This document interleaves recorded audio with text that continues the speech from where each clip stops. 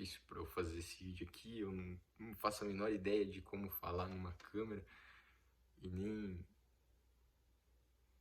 o que dizer nesse momento, mas eu sinto no meu coração que eu preciso registrar isso para a posteridade, registrar para mim, para eu olhar de onde eu saí, para eu olhar aonde Deus foi me levando, né? E que se o que eu senti, isso que Deus falou comigo, for de alguma forma uma ajuda para alguém, mesmo que não tenha visualizações, amém. Glória a Deus.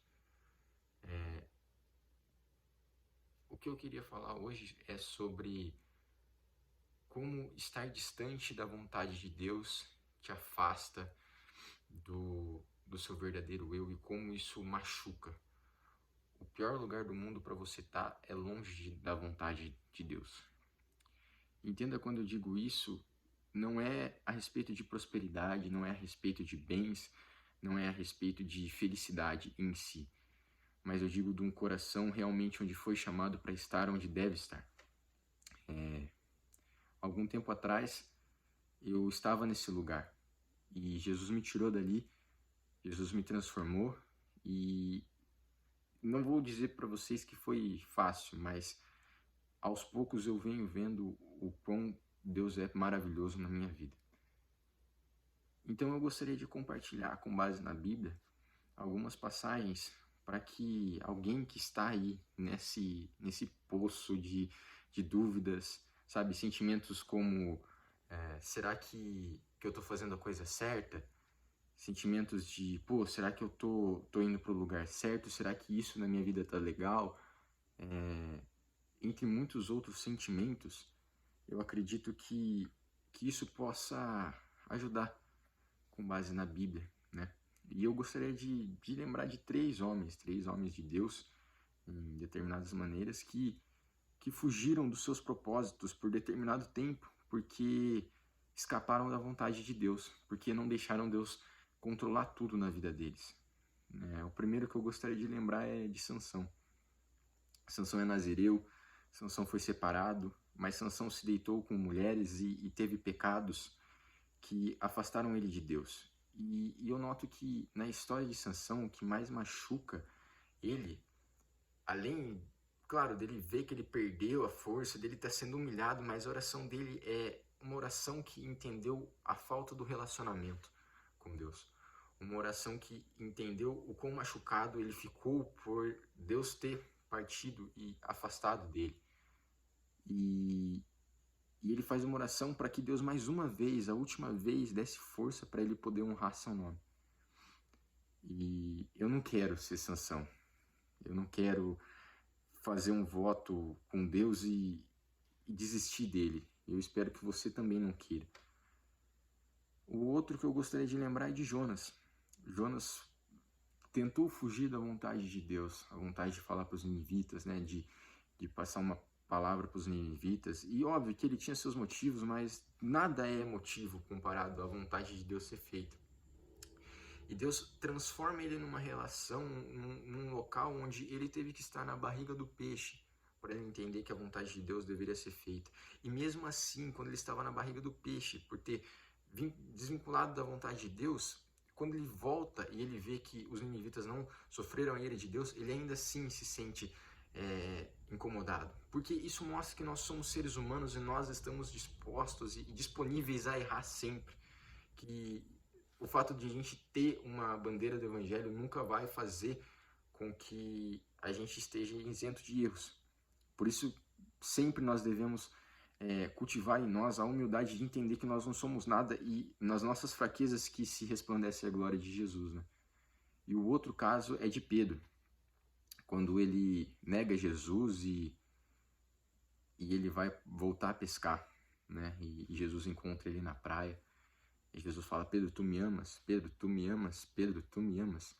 E naquele lugar onde ele negou, onde ele se distanciou, onde ele pensou que o Messias estava morto, ele volta para Cristo. E o Espírito Santo desce nele a ponto dele fazer coisas inimagináveis. Quem imaginaria que uma pessoa esquentadinha fosse converter 3.000 almas? Sabe? Ele não tinha a oratória de Paulo e o Espírito desceu nele a ponto dele fazer um rebuliço e 3.000 almas aceitarem Jesus, como dizem apóstolos, nos Atos dos Apóstolos, né? E o ponto de tudo isso eu queria citar para dar embasamento ao que eu vivi e ao que eu poderia citar para vocês. Por toda a minha vida, desde que eu me batizei, eu venho fugindo disso. E você sabe quando Deus é falando com você. Livre de qualquer tipo de sentimentalismo ou de, não, Deus falou comigo. Não, Deus conversa com a gente e a gente sabe ouvir a voz dele. A gente só tem que estar sensível à voz dele. E era algo que eu sempre tentei fugir, sempre tentei colocar de lado, sempre tentei criar coisas na minha vida que me tirassem o objetivo disso. Relacionamento, faculdade, serviço, ser grande em alguma coisa, tudo isso sempre foi me tirando o foco daquilo que realmente eu fui chamado para viver, que todos foram chamados para viver, que é um relacionamento com Deus e uma vida em completa harmonia e ir pregar o Evangelho, independente da classe social, independente da raça, independente de tudo isso, nós fomos chamados para viver em retidão e para pregar sobre o amor de Cristo para outras pessoas, né?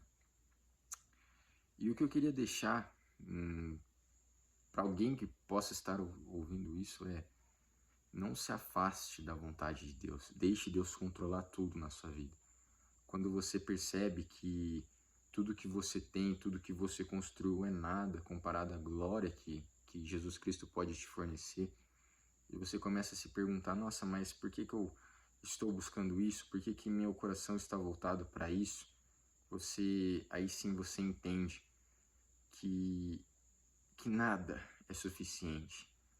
E eu acho muito interessante várias pessoas falando, mas aquela música Cristo, do Alessandro Vilas-Boas, onde tem o Douglas, né, tem os Bravos, e ali Cristo é tudo que Deus pode nos dar. E eu acho interessante essa frase, sabe? Eu acho interessante o fato de você olhar para Cristo, porque em determinados momentos da nossa vida, a nossa fé vai fraquejar. Em determinados momentos da nossa vida, a gente vai se perguntar o porquê que certas coisas estão acontecendo conosco. E isso não é exclusividade nossa, todos vão passar por isso. Mas o que modifica os resultados não é a gente, é Cristo.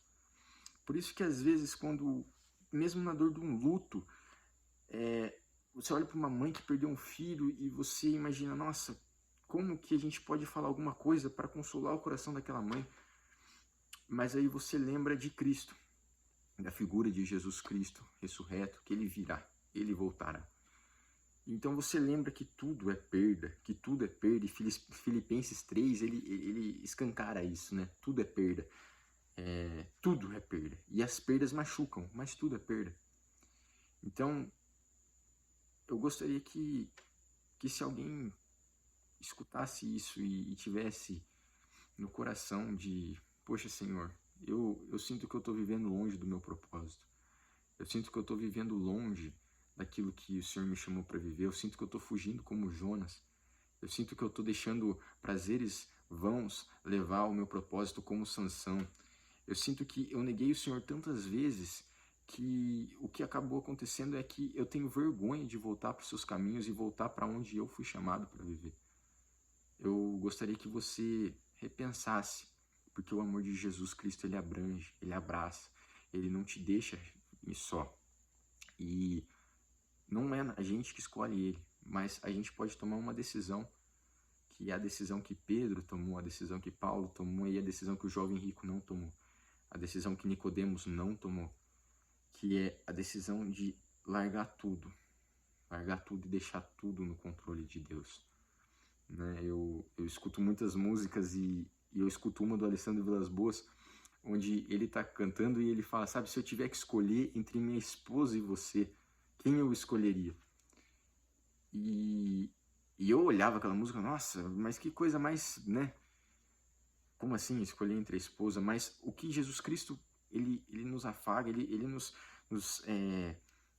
insiste em nos incomodar o quão o seu coração está disposto a perder tudo por aquilo que Jesus Cristo é, por aquilo que Jesus Cristo se tornou. Então, de todas as coisas que a gente pode levar dessa terra, Jesus Cristo é a maior delas. E, para finalizar, o chamado é muito maior.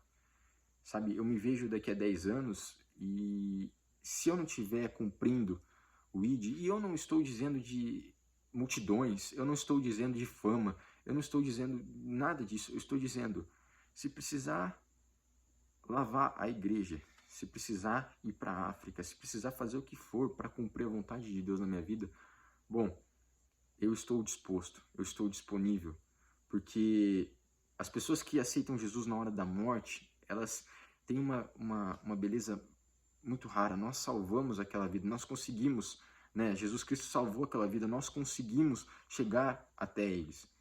Mas eles também carregam com eles uma dor de ter vivido a vida longe do Senhor. Uma vida que festas, bares, baladas nunca vai poder substituir, que é a glória de Jesus Cristo. Você ser escravo de Deus, você poder chamar Deus de Pai, verdadeiramente.